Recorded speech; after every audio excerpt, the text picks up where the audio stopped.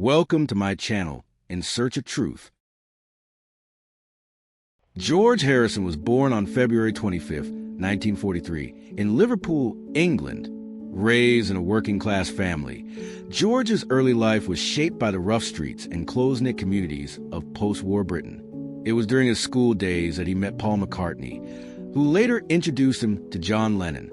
Despite being younger than the others, George's natural talent on the guitar quickly earned him a spot in what would become the most famous band in the world, the Beatles.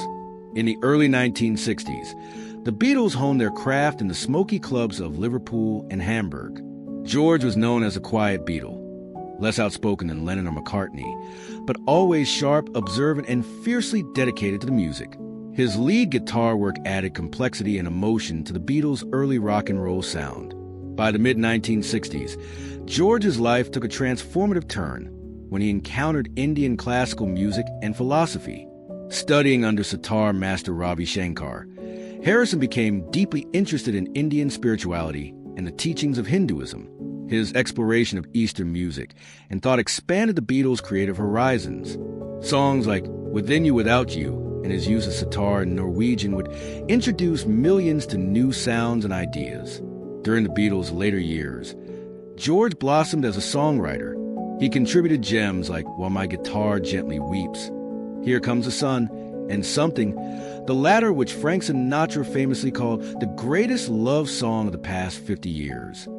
Despite often having fewer songs on Beatles albums compared to Lennon and McCartney, George's work stood out with its depth and elegance.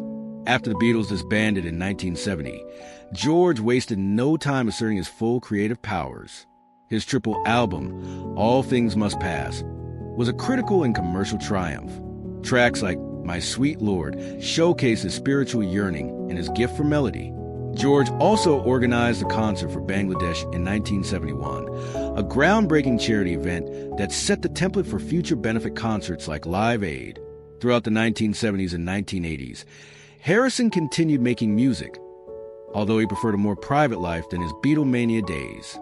In 1988, he joined forces with music legends to form the Traveling Wilburys, producing joyful, laid-back rock that reminded the world of his easy-going genius. Later in life, George battled cancer bravely and continued to create music quietly. He passed away on November 29, 2001, at the age of 58. His final album, Brainwashed, completed with the help of his son Donnie Harrison and friend Jeff Lynne, was a beautiful farewell, filled with humor, warmth, and spiritual wisdom. Today, George Harrison's legacy shines brightly. He expanded the boundaries of rock music, introduced millions to Indian sounds and spiritual ideas, and wrote songs that touch hearts across generations. He may have been the quiet Beatle, but George's voice, thoughtful, tender, and timeless, continues to sing loud and clear.